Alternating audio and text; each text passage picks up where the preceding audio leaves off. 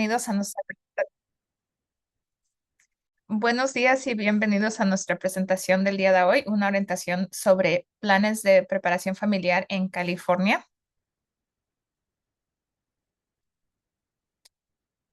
Mi nombre es Verónica García y hoy se une conmigo mi colega Carolina Castañeda y Mio Tenecora. Para los que no son familiares o son nuevos a nuestra organización, nosotros somos el Centro de Recursos Legales para el Inmigrante y trabajamos en tres diferentes áreas. La primera es dando asistencia técnica a abogados de migración y representantes acreditados. También damos información y recursos para la comunidad inmigrante y hacemos abogacía para hacer un sistema de inmigración más justo. El día de hoy vamos a empezar primero por dando una descripción general sobre qué se incluye en un plan de preparación familiar en California. Luego vamos a hablar de cuáles opciones existen para cuidado de menores en California. Vamos a hablar un poco sobre los derechos que un estudiante tiene en California y terminaremos el día de hoy dando algunos consejos para cómo compartir esta información y cómo hacer su propio plan de preparación familiar o un evento o presentación para su comunidad. Para empezar, vamos a hablar un poco sobre qué incluye el plan de preparación familiar. Sabemos que cuando hablamos sobre esto, pensamos que solo es el plan de cuidado infantil, que es lo que nos vamos a enfocar el día de hoy, pero también queremos reconocer que un plan de preparación familiar tiene que incluir información sobre los derechos que uno tiene en Estados Unidos, sin importar el estatus legal que uno tenga. Entonces tiene un componente de conozca sus derechos, cuáles son y cómo ejercerlos. La otra parte que debe de incluir es cuáles opciones de inmigración uno tiene en caso de que llegue a ser detenido o tenga preguntas sobre su estatus migratorio. Entonces también debe incluir un componente sobre conocer sus opciones de inmigración y cómo puede ejercer eso en dado de que sea necesario. Los derechos que uno tiene o la información que debería de ser incluida en su plan de preparación es cómo se puede ejercer esos derechos o cómo o cuáles son los derechos que uno tiene. Entonces, para recordarnos, todos en Estados Unidos tenemos derechos que nos da la Constitución sin importar nuestro estatus migratorio. Estos derechos incluyen mantener el silencio, incluyen nuestra opción de pedir un proceso legal. Incluye negarnos a firmar documentos y negarnos a producir o entregar documentos que nos pidan.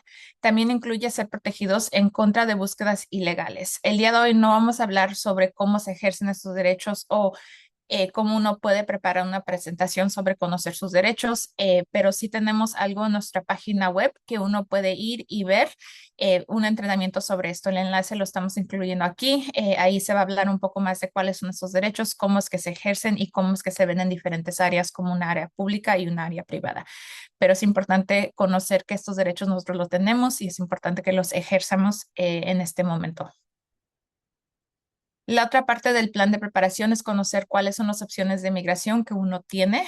Uno puede conocer esas opciones haciendo una consulta legal y una consulta legal le va a ayudar a comprender su situación particular. Es importante saber que cada caso es único, entonces no se deje llevar sobre lo que alguien le ha comentado, como un familiar o un amigo o un vecino.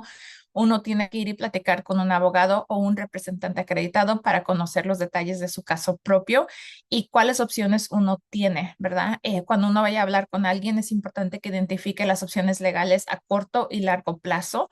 Así eso se puede incluir en su plan de preparación familiar y uno puede incluir cuáles deseos usted tiene si es que llega a hacer o tener contacto con migración.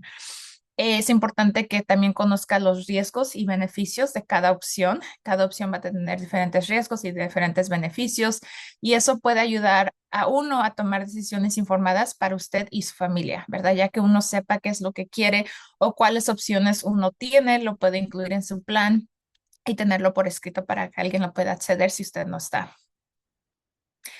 Recuerden que en migración o en el sistema legal, solo un abogado o un representante acreditado por el Departamento de Justicia puede representarlo en un caso de migración y puede hacer una asesoría legal.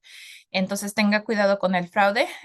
Las personas o los diferentes negocios que ayuda a llenar formularios, esos no siempre son abogados o representantes acreditados, entonces tenga cuidado con quién va y con quién habla. Si usted necesita conocer un proveedor en el área de usted, puede usar el enlace que estamos proveyendo, donde puede ir a buscarlo, poner el código postal de donde usted vive y puede buscar a organizaciones acreditadas o abogados de confianza en esa área. Las organizaciones están organizadas por área local y también por qué tipo de caso toman, ¿verdad? Entonces, no todas las organizaciones, aunque todas ayudan en migración, trabajan en diferentes casos, entonces es importante buscar a alguien si usted necesita ayuda con un caso familiar, buscar a alguien que hace ese tipo de caso, o si necesita ayuda con un caso en la Corte de Migración, que busque a alguien que ayude con un caso en la Corte de Migración. Para hablar un poco sobre el plan de preparación de familia, es importante recordarnos que es un tema muy delicado para los padres, pero es algo importante de tener porque todas las familias pueden usar un plan, no solo las familias inmigrantes, y un plan se puede usar en cualquier caso donde haya una emergencia, ¿verdad? Ya sea que un padre no pueda cuidar de sus niños porque no está en el país o que pase una emergencia donde un padre no puede estar ahí. Entonces, se puede usar el plan de preparación familiar para asegurarse que los deseos del padre se cumplan y que su hijo pueda seguir viviendo en el modo de que usted quiera, ¿verdad? Entonces el plan de preparación familiar es una forma de que sus deseos se cumplan, que usted pueda ejercer su autonomía si usted no está disponible. Un componente muy importante cuando uno hace su plan de cuidado infantil es recordar que la comunicación es clave. Entonces es importante que uno hable no solo con la persona que usted ha designado va a ser el cuidador de sus niños, pero también hable con sus niños y otros familiares sobre cuáles son sus deseos, cuál es el plan que usted va a poner a marcha si es que usted no está aquí y qué es lo que va a pasar con su niño si usted no está aquí, ¿verdad? Y que todos estén enterados.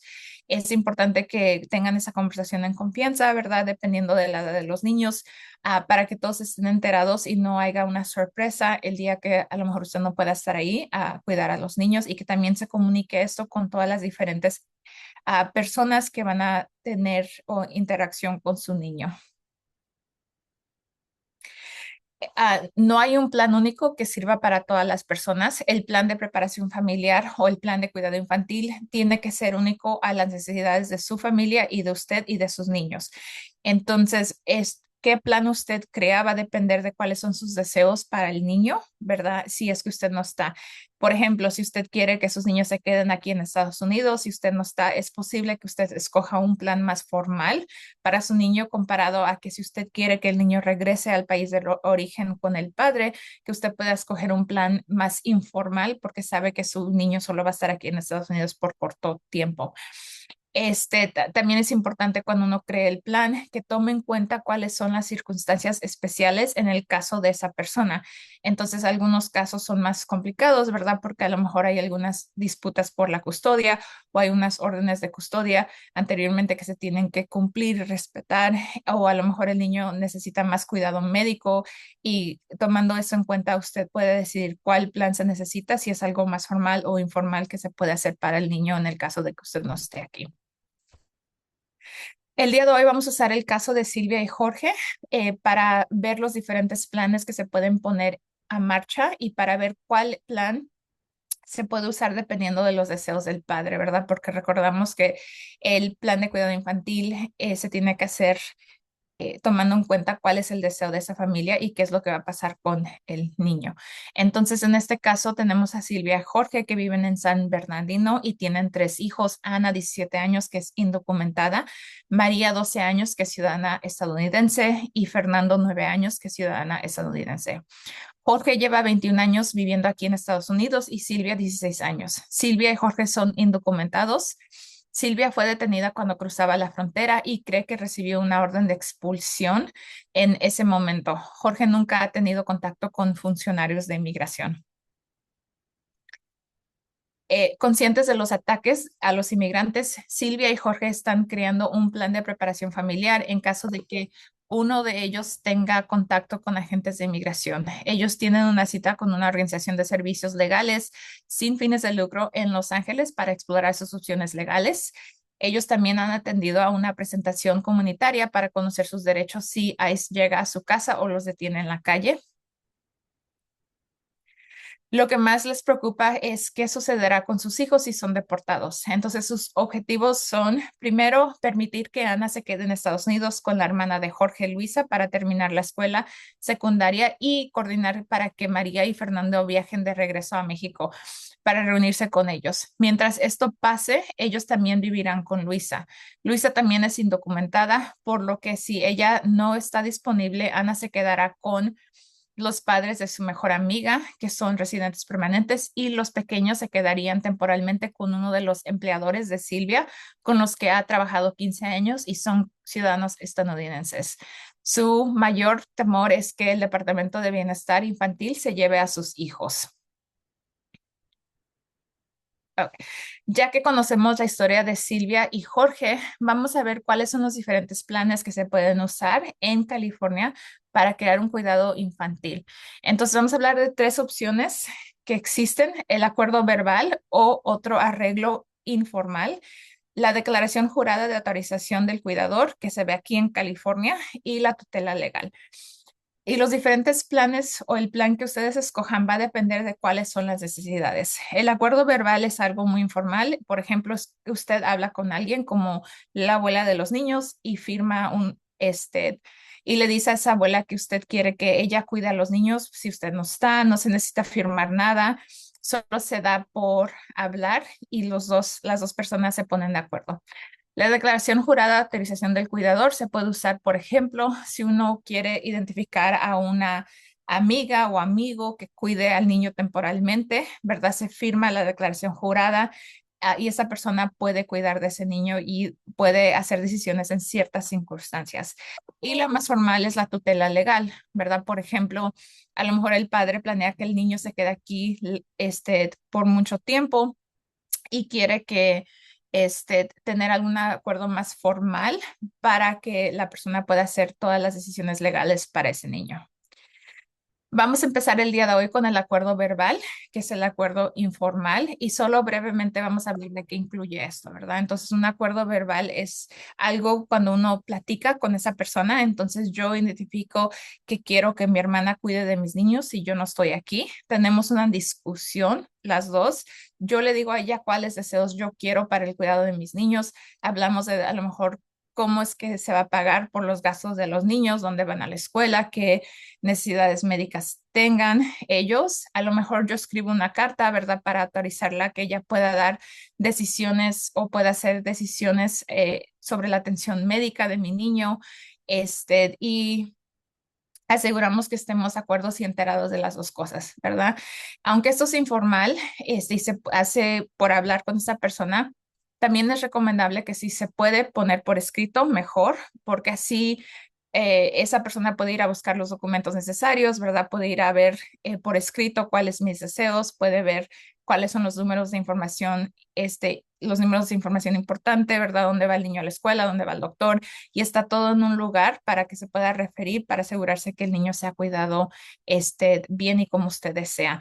Es importante que aunque el acuerdo sea verbal e informal, se comunique este acuerdo con todas las personas, ¿verdad? Ya se hable con la persona que va a cuidar, se hable con el niño, se hable con la escuela, se hable con el médico, si es posible, para que todos estén enterados de quién va a cuidar al niño si usted no está aquí. Nosotros tenemos un plan de preparación familiar en línea donde uno puede ver, tenemos documentos que se pueden usar para poner eso por escrito, por ejemplo, una lista de documentos importantes que se pueden incluir como el pasaporte, el acta de nacimiento, la información de la escuela. También tenemos una tabla donde se puede usar para poner la información del niño, ya sea su fecha de nacimiento, el número de su pasaporte, dónde va el médico, la escuela, el maestro, y también números de importante de emergencia, ¿verdad? Donde uno puede hablar si es que el niño tiene alguna emergencia, y eso se puede poner todo en un lugar y es más fácil para asegurarse que se siga su plan, se sigan los deseos y todo esté organizado. Eso lo acabamos de actualizar, está en inglés ahorita en nuestra página web y en las próximas semanas lo tendremos actualizado también en español. Ahora le voy a pasar la palabra a Mío para que ella nos siga hablando sobre las otras opciones. Gracias, colega. Bueno, en California tenemos un documento legal llamado la Declaración Jurada de Autorización del Cuidador. que sigue siendo un acuerdo informal para el cuidado del niño, pero proporciona algunos derechos limitados al cuidador. Porque por sus siglas en inglés son CAA, me voy a referir a la autorización jurada como CAA en esta presentación. Tome nota que se realizaron varios cambios en los artículos de Código Familiar que regula la CAA mediante la ley AB 495, que se llama la Ley de Preparación Familiar del 2025, que se aprobó el año pasado y entró en vigor en California el 1 de enero de este año. Señalaré los cambios a medida que explique la CAA. Ahora, la CAA es una opción informal y sencilla porque generalmente no necesita la firma de los padres y se puede completar cuando es necesario. Pero llenar la declaración o la CAA de antemano puede brindar cierta tranquilidad mental.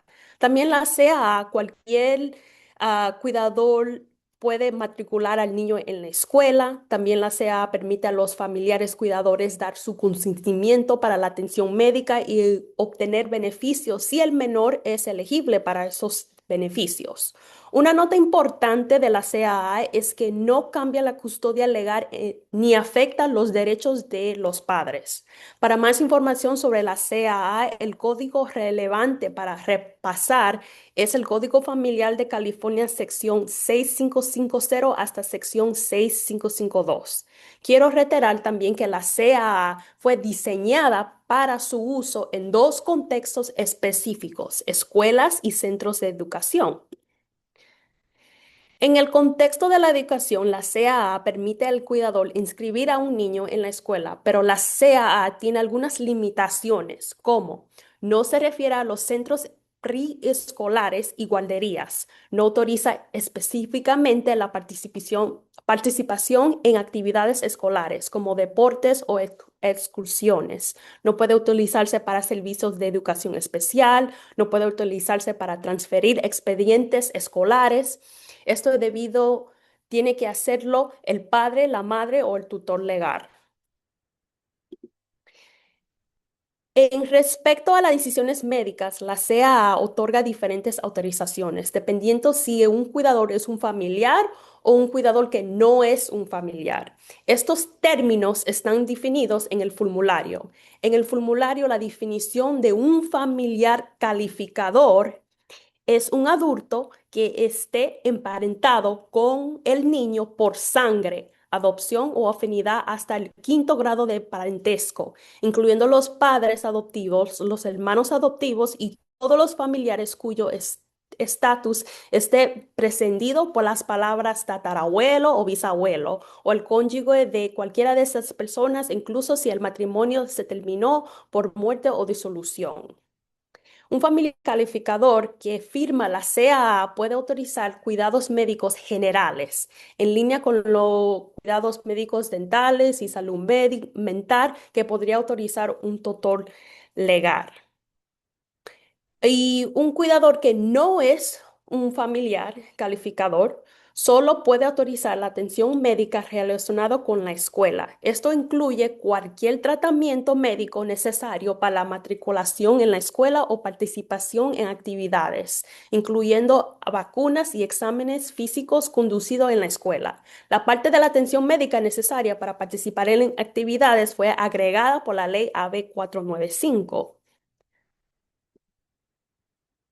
Ahora, la CAA está disponible de forma gratuita en el sitio web de los tribunales de California, pero está disponible solamente en inglés, por lo tanto, usted puede traducir la declaración en español. Por ejemplo, aquí se ve una traducción del formulario, pero siempre dé a cualquier institución la copia en inglés y su traducción en español. Como pueden ver, es un formulario sencillo y breve. Tenga en cuenta que no es necesario que los padres firmen ni que esté notarizado. De hecho, ahora hay una advertencia para las escuelas y los proveedores de servicios de salud en la que se indica que no se requiere el sello ni la firma de un tribunal, ni tampoco es necesario que esté notarizada. Esto fue agregado por la ley AB 495. Tenga en cuenta que solo tiene vigencia mientras el niño vive con el cuidador. por lo que tampoco es necesario prepararlo con anticipación, pero sí le da tranquilidad. El cuidador podría completarlo y guardarlo en el archivo de sus documentos importantes. Tenga en cuenta que en el punto 8 del formulario debe de poner un documento de identificación como un número de licencia o un número de identificación de California o una identificación consular.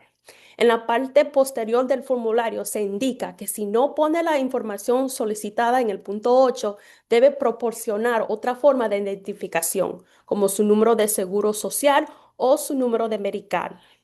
Así que es muy fácil de llenar este formulario y en muchos casos será una herramienta suficiente para el cuidador. Ahora vamos a hablar de situaciones en lo cual un acuerdo verbal o informal, incluyendo la CAA, no va a ser suficiente para el cuidado del niño. Esas situaciones son cuando hay una disputa sobre la custodia legal o hay una orden de custodia previa. Si usted está en esta situación, por favor de consultar con un abogado o abogada de derecho de familia.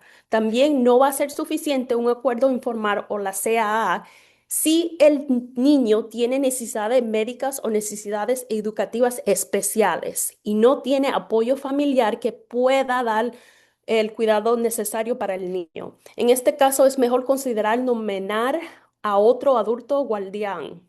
También no va a ser suficiente un acuerdo informal o la CAA si los niños son muy pequeños y el plan es que ellos vivan con una persona que no sea la madre o el padre. En esta situación, considere mejor nombrar a un tutor legal, de lo que voy a hablar pronto sobre ello.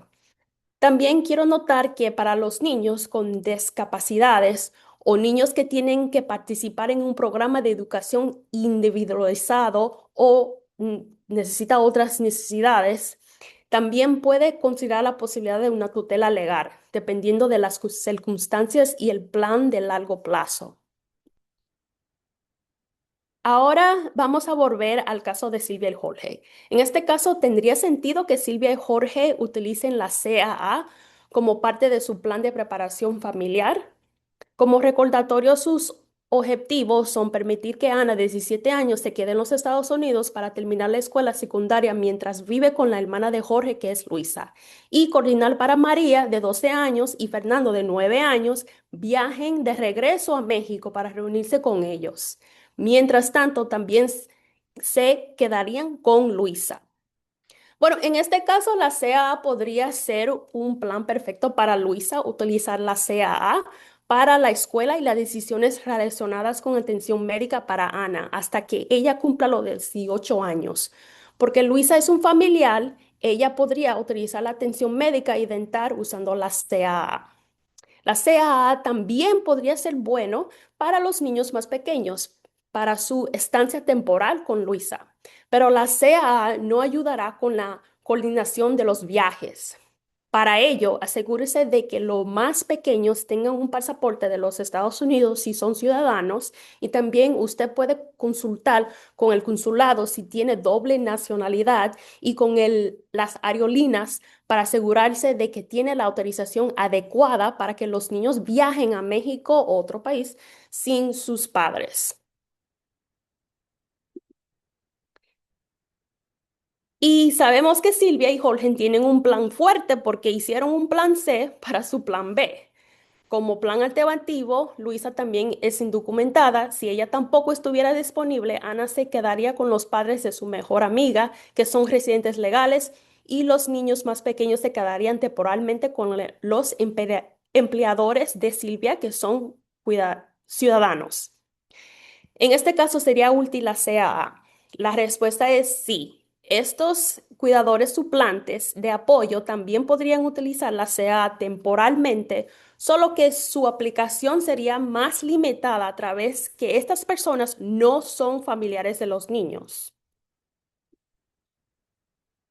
Ahora, si pensamos en las opciones del plan del cuidado de los hijos como un espectro dentro de la ley de California, ahora vamos a pasar a lo más extremo, que es lo más formal como la tutela legal.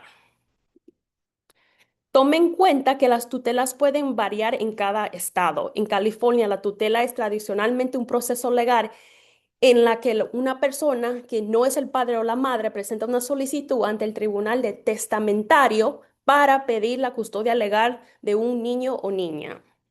A partir del 1 de enero de este año, dos opciones existen para la tutela de la planificación de la preparación familiar en California, que es primero la tutela tradicional y la tutela legal conjunta. En una tutela tradicional, una vez que un tutor ha sido designado por un tribunal testamentario de California, esa persona tiene la custodia legal y física completa del niño, lo que significa que puede tomar decisiones en nombre del niño. Es decir, básicamente el tutor se pone los zapatos de los padres. El tutor debe de actuar en el mejor interés del menor y hacerse responsables por el menor o el niño.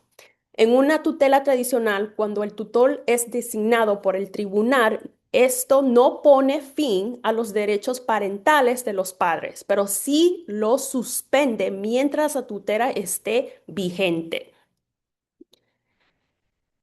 Ahora comparemos la tutela tradicional con la nueva tutela conjunta vigente desde el 1 de enero que fue añadida por la ley AB 495. Este nuevo tipo de tutela conjunta está disponible si el padre o la madre no está disponible temporalmente por una de varias razones, incluyendo razones relacionadas con inmigración.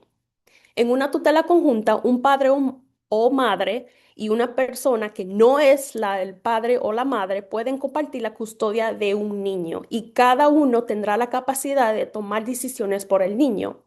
Pero si el padre o la madre no están disponibles para tomar decisiones por el niño debido a su detención o deportación, el otro tutor puede tomar decisiones sin ellos. Algunas de las ventajas de este nuevo proceso de tutela conjunta son las siguientes. Si los padres presentan una solicitud para poner fin a la tutela porque ya no es necesaria, se presume que la terminación es en el interés mejor del niño. Esta presunción no existe en una tutela tradicional. También, todos los registros y documentos del procedimiento son confidenciales según la ley. Normalmente, los registros de tutela en los tribunales son registrados públicos, a menos que se declaren confidenciales por una disposición específica de la ley. Esto es una diferencia importante con respecto a las tutelas tradicionales. Ahora quiero cubrir algunas consideraciones sobre quién podría actuar como tutor legal de un niño. Y el cuidador debe de ser mayor de 18 años. El cuidador no necesita tener estatus migratorio. No es necesario que el cuidador sea un miembro de la familia. Y el cuidador debe estar dispuesto de hacerse responsable del niño hasta que cumpla 18 años. Y también el cuidador deberá someterse a una investigación por parte del tribunal si es un pariente o del Departamento de Servicios para Niños y Familias si no es un pariente cuidador. Y por último, tomen nota que el tutor legal, si es designado por la corte, permanecerá como tutor hasta que el menor cumpla 18 años, a menos que el menor fallezca, sea adoptado, se case o se emancipe, o es decir, declarado adulto por orden judicial. Entonces, como hemos dicho antes, una tutela no es apropiada cuando el niño todavía vive con uno o varios padres, así que no es algo que puedan planear antemano. El único paso que un padre o madre podría tomar ahora, si considera que una tutela sería apropiada para sus niños es si son detenidos o deportados, es nominar a esa persona para que actúe como tutor de sus niños. Los padres pueden utilizar el formulario GC-211 del Consejo Judicial para nominar a alguien para que actúe como tutor de su niño. Es un formulario sencillo que pueden completar y guardar en sus archivos de documentos importantes. La nominación puede estar condicionada a un evento futuro, como por ejemplo la detención o expulsión de los padres. Si un padre o madre firma un formulario nombrando a un tutor, tenga en cuenta que esto no garantiza que el tribunal designe a esa persona como tutor del niño. El tribunal le dará la nominación el peso debido en los procedimientos de tutela. Si una familia llega al punto en que se necesita una tutela, tenga en cuenta que muchos condados cuentan con servicios de tutela de autoayuda en sus juzgados o oficinas de asistencia jurídicas del condado que pueden ayudar con las solicitudes de tutela. Ahora, la nominación de un tutor puede realizarse para una tutela tradicional o conjunta. Si los padres planean que el cuidador ejerza una tutela conjunta, deben enumerar las circunstancias en las que la designación de la tutela entraría en vigor en el formulario GC 211 como un anexo. Por ejemplo, puede decir en el anexo del formulario, según el Código de Testamentario, artículo 1502b, esta nominación de tutor solo entrará en vigor si estoy detenido o removido de los Estados Unidos. Ahora, ¿cuándo puede ser necesario una tutela? Bueno, las tutelas son necesarias cuando los padres del menor no quieren o no pueden cuidar de sus hijos y otro adulto necesita el derecho legal a tomar decisiones en su nombre. Por ejemplo, si el niño o la niña necesita los padres han sido expulsados y no se arruinarán con su hijo o hija en el futuro, o cuando los padres serán detenidos durante un periodo prolongado, o si el menor ha expresado su deseo de permanecer en los Estados Unidos a largo plazo y sus padres no están disponibles para cuidar de él o ella. Y cuando no es necesaria una tutela, bueno, cuando los padres y el niño están actualmente juntos, es decir, no ha ocurrido ningún evento de separación, o los padres y el niño se arruinarán en un futuro presible. Ahora vamos a volver nuevamente al caso de Silvia y Jorge. ¿Tendría sentido que Silvia y Jorge nombraran un tutor para sus hijos como parte de su plan de preparación familiar? Como recordatorio, sus objetivos son permitir que Ana, de 17 años, se quede en los Estados Unidos para terminar la escuela secundaria mientras vive con la hermana de Jorge, que es Luisa, y coordinar para que María, de 12 años, y Fernando, de 9 años, viajen a México para reunirse con ellos. Mientras tanto, también se quedarían con Luisa. Bueno, en este caso probablemente no. Ana está muy cerca de cumplir 18 años cuando la tutela expire automáticamente bajo la ley, por lo que no hay una utilidad en este caso. Si Ana tuviera como 15 años, podría considerar una tutela en ese caso para tener a alguien con la custodia de ella en los Estados Unidos hasta que ella se haga una adulta. Y el plan para los niños más pequeños es regresar a México para estar con su mamá y su papá, por lo que no queremos suspenderle la patria potestad, debido a que Luisa es una cuidadora familiar y los va a cuidar a corto plazo, probablemente sea suficiente. Y ahora se lo paso a mi colega.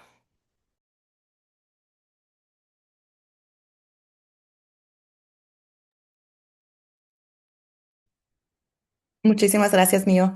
También queremos hablar ahora sobre quizás si usted esté pensando sobre el poder notarial o el Power of Attorney, como es conocido en inglés, y qué función tiene con respecto al cuidado de menores. Entonces, pues vamos a hablar de ello.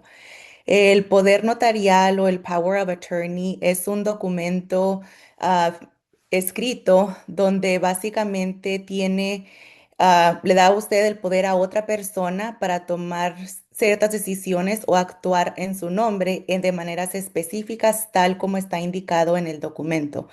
Por ejemplo, un poder notarial se puede usar para que otra persona maneje sus finanzas, para que use su dinero para ciertas cosas, tal como para pagar su hipoteca, entre otras cosas.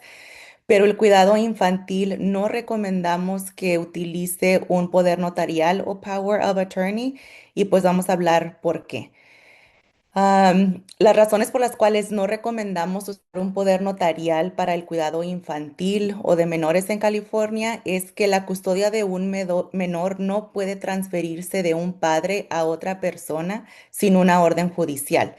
El poder notarial no transfiere custodia y no autoriza que una persona que no sea el padre o madre del menor tome decisiones sobre el cuidado, la custodia o el control del menor. Aunque esté notarizado, ya que el poder notarial tiene que estar notarizado, esto no cambia la situación. La notarización del documento no hace que el documento sea más efectivo. En California, el poder notarial está limitado para usarse, como mencioné anteriormente, para designar a otra persona que maneje sus finanzas, tome decisiones comerciales y otras acciones similares, pero muy limitadas. Si comparamos el poder notarial con la declaración jurada de autorización al cuidador o CAA, la CAA está creada por la legislación de California para el fin específico del cuidado del menor. Ese es el propósito del documento en sí. Aparte, la declaración jurada es gratuita, fácil de completar, no requiere notarización y las escuelas y médicos deben de aceptarlas. Entonces, mucho ojo, la CAA o la tutela legal es la mejor opción, pero cuál elija usted y su familia va a depender según las circunstancias únicas de cada familia y el poder notarial no se debe utilizar para este propósito. Bien, ahora vamos a enfocarnos un poco en protecciones que tienen los niños en las escuelas y aquí el enfoque será en escuelas de California, ya que vamos a hablar sobre ciertos cambios en las leyes que afectan solo a las escuelas en California, aunque también hablaré sobre ciertas leyes a nivel nacional, o a nivel federal. Entonces, como quizás ustedes ya estén enterados, anteriormente había un documento que limitaba la aplicación de las leyes de inmigración o redadas de inmigración en lugares sensibles, tal como iglesias, escuelas, hospitales y otros lugares que se consideraban lugares sensibles. Pero el 20 de enero del año pasado, del 2025, el Departamento de Seguridad Nacional anunció que rescindiría el memorándum sobre estas áreas sensibles. Esto no significa que automáticamente habrá esfuerzos migratorios en áreas sensibles como escuelas, iglesias y hospitales, solo significa que la política interna ya no existe. Pero también, pues desafortunadamente, ya sabemos que desafortunadamente ya ha habido varios casos de control de inmigración en escuelas y en hospitales. Pero aunque ya hemos visto medidas de control en estas áreas, queremos recordarles que aún así, la mayoría de las detenciones, por lo menos en California, continúan siendo selectivas, lo que significa que los agentes federales tienen información sobre personas que quieren arrestar y generalmente van sobre esas personas. Ahora vamos a hablar de cómo asesorar nuestro riesgo de ser arrestados por ICE y cabe destacar que pues el riesgo varía dependiendo del lugar, dependiendo de cada persona y de nuestro historial de inmigración o nuestro historial criminal. Así que el riesgo va a ser sumamente individualizado. Actualmente estamos observando detenciones selectivas.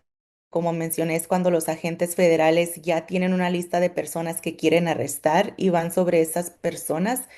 Por ejemplo, hemos visto arrestos después de apariencias en la Corte de Inmigración, en puestos de control de inmigración, o mejor conocidos como los ICE check-ins en inglés, o en redadas de empleo, en entrevistas con el Servicio de Ciudadanía e Inmigración o USCIS en inglés, o arrestos después de que las personas aparecen en su corte criminal. Pero también hemos visto más detenciones colaterales después de estos arrestos selectivos, donde los agentes federales arrestan a personas que están en el área donde hacen los arrestos selectivos. También hemos visto un poco más de detenciones aleatorias o al azar en espacios públicos, pero no han ocurrido al mismo nivel por todo el estado de California ni a nivel nacional.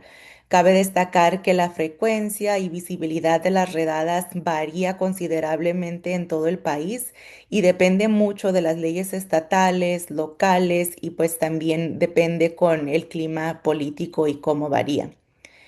Ahora, desafortunadamente, sí hay personas que tienen más riesgo de ser arrestados.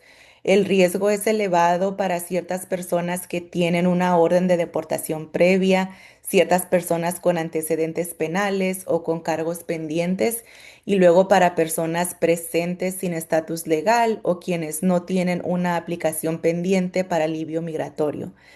Claro que como la ley y la política y las tácticas pues cambian constantemente, esto pudiera cambiar y por eso es importante que nos mantengamos al tanto siempre de los últimos acontecimientos. Para los últimos acontecimientos nos pueden seguir en nuestra página web que aparece en su pantalla el enlace. Y recomendamos pues visitar la página frecuentemente para saber qué es lo último que está pasando. Ahora vamos a hablar sobre protecciones legales que existen en contra del control de inmigración para menores, tanto a nivel estatal, específicamente en California, y a nivel federal en todo el país. Por derecho constitucional, todos los niños dentro de los Estados Unidos tienen derecho a acceso a educación pública gratuita, sin importar su estatus migratorio y sin importar el estatus migratorio de los padres o tutores del menor. También existe una ley llamada la Ley Federal de Privacidad y Derechos Educativos, o FERPA en inglés, que a nivel federal prohíbe la divulgación de registros e información personal de los estudiantes. Información solo puede ser divulgada en circunstancias muy limitadas. Y luego en California tenemos aún más leyes. Por ejemplo, tenemos una ley que dice que todos los niños de 6 a 18 años deben estar matriculados en la escuela y todos los estudiantes tienen derecho a asistir a escuelas seguras, tanto en lo que cabe al aprendizaje como a ser escuelas libres de discriminación. Y también tienen el derecho de participar en cualquier programa o actividad ofrecida por la escuela y no pueden ser discriminados.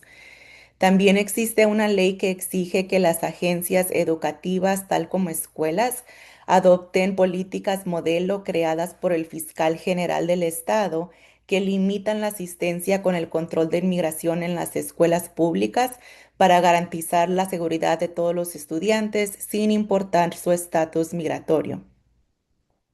Como mencioné anteriormente, bajo la Ley Federal de Privacidad y Derechos, o FERPA, los registros de los estudiantes y la información personal son privados y generalmente no se pueden divulgar sin el consentimiento por escrito de los padres del estudiante si es que el joven es menor de 18 años de edad.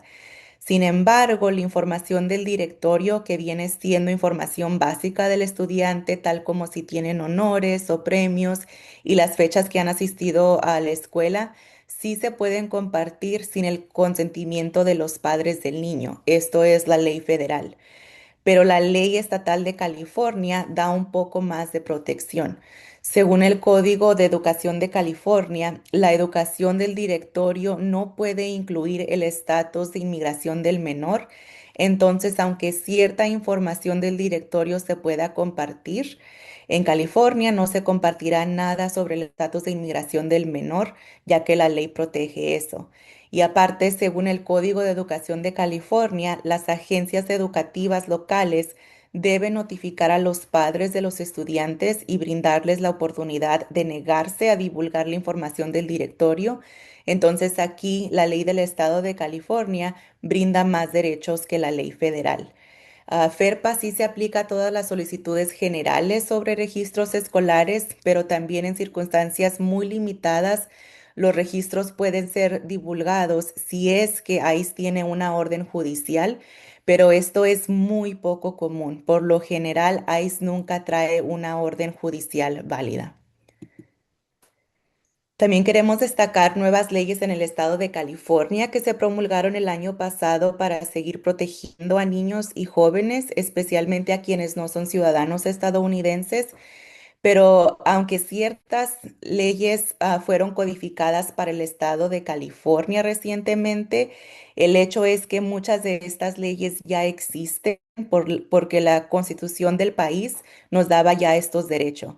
Entonces, pues vamos a hablar de estas leyes, vamos a hablar de cada una, pero vienen siendo la AB 495, que es la ley del plan de preparación familiar, la AB 49, que es la ley de escuelas de refugio seguro en California, y la SB 98, que viene siendo el SAFE Act conocido en inglés. Pero voy a hablar de cada una ahora. Ok, so la AB 495, que es la planificación familiar para emergencias del 2025, amplió las protecciones contra la aplicación de las leyes de inmigración en las guarderías y en centros de programas preescolar del estado de California. De acuerdo con estas nuevas protecciones, estos centros tienen que reportar cualquier solicitud de información o acceso a la facultad por un oficial de inmigración o agencia policial y tienen que seguir las instrucciones de los padres para el cuidado de sus hijos en caso de emergencias y tienen prohibido obtener información o documentos sobre la ciudadanía o estatus de inmigración de niños o miembros de su familia. Además, el fiscal general del estado debe elaborar medidas para limitar la asistencia con el control de inmigración en estas instalaciones antes del 1 de abril de este año y todas las instalaciones preescolares dentro del estado de California tienen que adoptar estas medidas a más tardar para el 1 de julio de este mismo año. La AB 49 exige que agencias educativas locales, tal como el Distrito Escolar, la Oficina del Condado de Educación, escuelas, incluyendo escuelas charter, tienen prohibido permitir a agentes de inmigración entrar a áreas privadas dentro de las escuelas, al menos que tengan una orden judicial válida. También requiere que agentes escolares pidan que los agentes de ICE se identifiquen si están intentando entrar a áreas privadas de la escuela y también prohíbe revelar o proveer información personal y registros de la escuela sin autorización del padre o tutor legal o si es que los agentes de ICE no traen una orden judicial válida, lo cual rara vez la traen. Luego la SB 98 exige a las entidades educativas primarias, secundarias y postsecundarias que establezcan procedimientos de notificación y seguridad. Por ejemplo, si existe presencia confirmada de ICE, las escuelas tienen la obligación de notificar a los padres, tutores, maestros, administración y personal de la presencia de agentes de ICE. También esta ley prohíbe el paso de ICE a áreas privadas y prohíbe compartir información sin orden judicial válida. Esos procedimientos, como notificar a las personas que mencioné, tienen que ser creados a más tardar para el 1 de marzo de este año, en unos cuantos días. Además, todas las entidades educativas, incluidas las de educación postsecundarias, como las universidades comunitarias, también están obligadas a notificar a los padres, tutores, maestros, administradores y personal de las escuelas, colegios de la presencia confirmada de autoridades de inmigración. Tienen prohibido darles entrada a áreas privadas y tienen prohibido intercambiar información sin orden judicial válida. Ahora en su pantalla está un enlace a la guía por parte del fiscal general donde están las políticas modelo para limitar la aplicación de los controles de inmigración. Estas son las políticas modelo que las agencias educativas tienen que adoptar para el 1 de marzo de este año. También sumamente importante queremos recalcar que si un padre o madre es detenido o deportado, las escuelas están obligadas a tomar ciertas medidas. Por ejemplo, si la escuela tiene la información de contacto de emergencia del estudiante, entonces la escuela está obligada a entregar al estudiante a la persona designada como el contacto de emergencia. Entonces, si no hemos actualizado nuestro contacto de emergencia últimamente, les recomendamos que por favor lo hagan. Y luego, alternativamente, la escuela también puede entregar al estudiante a cualquier persona que tenga un CAA.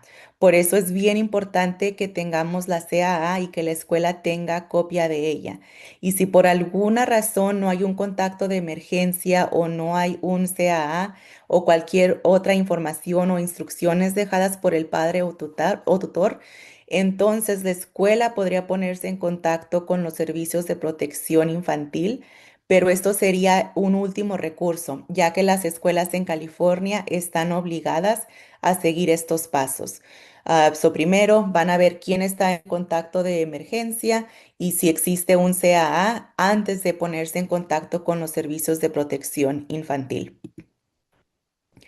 Ok, ahora que ya hemos cubierto la materia del plan de preparación familiar, queremos animarlos también a que ustedes ayuden a difundir esta información y queremos darle algunos consejos útiles para que puedan apoyar a la comunidad.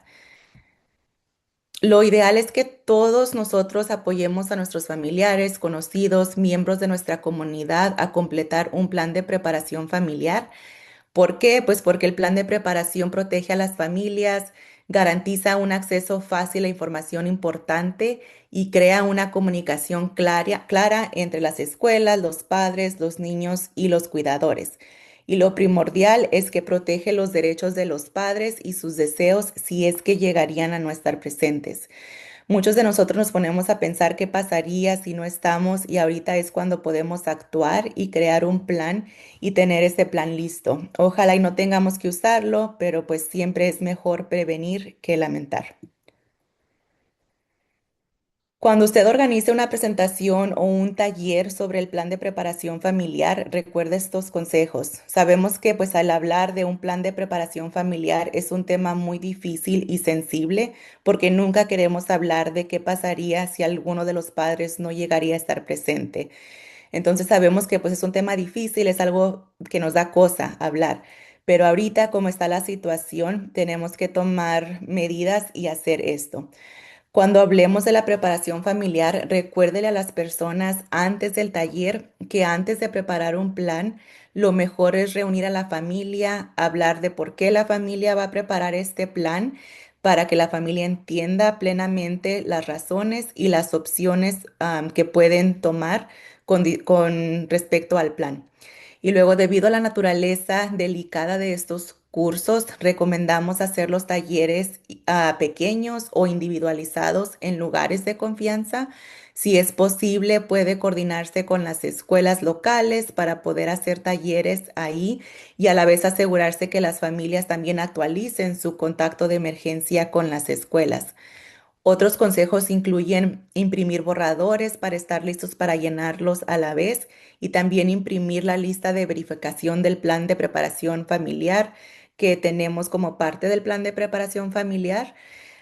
Y luego también combinar esta información con otra información básica sobre conozca sus derechos, pero tenga en cuenta que pues también muchas veces brindamos mucho más información y quizás tengamos que decidir qué información específicamente vamos a cubrir, qué es lo que va a ser lo más útil para las personas que van a asistir al taller ese día.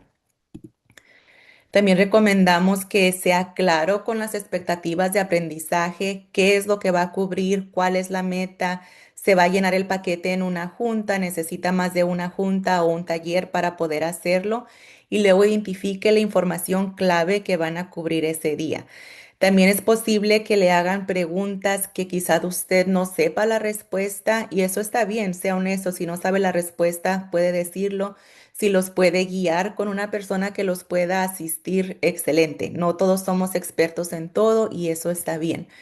También recomendamos tener otros materiales disponibles que quizás la comunidad vaya a solicitar, tal como tarjetas rojas, lista de referencia de abogados u organizaciones locales, copias extras del plan de preparación familiar por si piden llevarse copias para familiares o amigos, por ejemplo.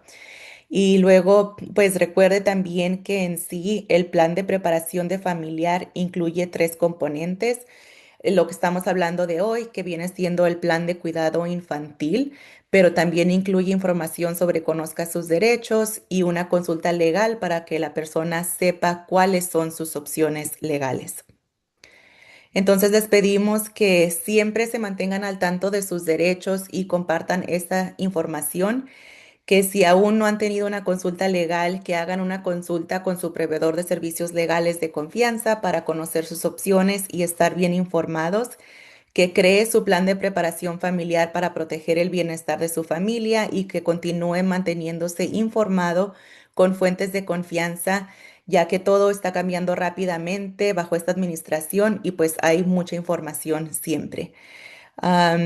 Nos quedan unos cuantos minutos o nada más quiero ver si hay alguna otra información que nos gustaría recalcar, Vero y mío, de preguntas que nos han llegado.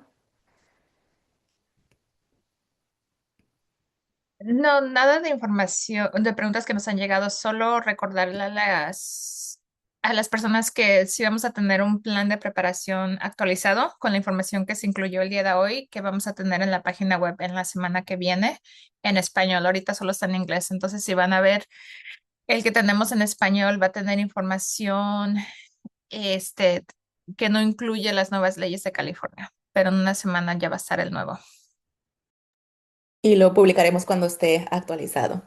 Entonces, pues muchas gracias por su participación. Esperemos que todos ahora descarguen el plan de preparación familiar en inglés. Si lo quieren llenar en inglés, en español, lo anunciaremos en cuanto lo tengamos disponible y que estén pues listos para llenarlo y completarlo y ayudar a sus familiares, amigos a hacer lo mismo. Muchas gracias por Perdón, atender. oh, perdón, Carolina, acaban de entrar algunas últimas palabras, preguntas que si podemos, solo brevemente, el affidavit sí va a estar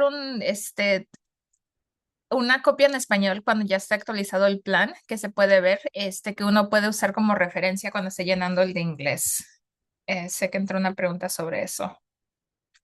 Y esta presentación va a estar en nuestra página web también para que lo puedan acceder y compartir con otras personas que no pudieron atender el día de hoy.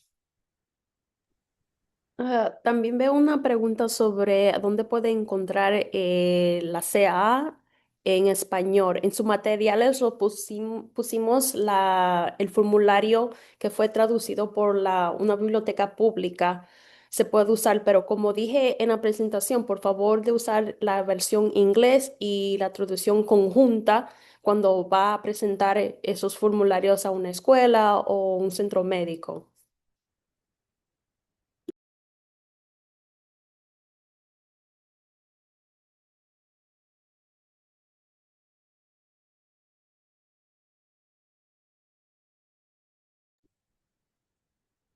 Y creo que eso es todo, o colegas ven otras preguntas que quieren responder.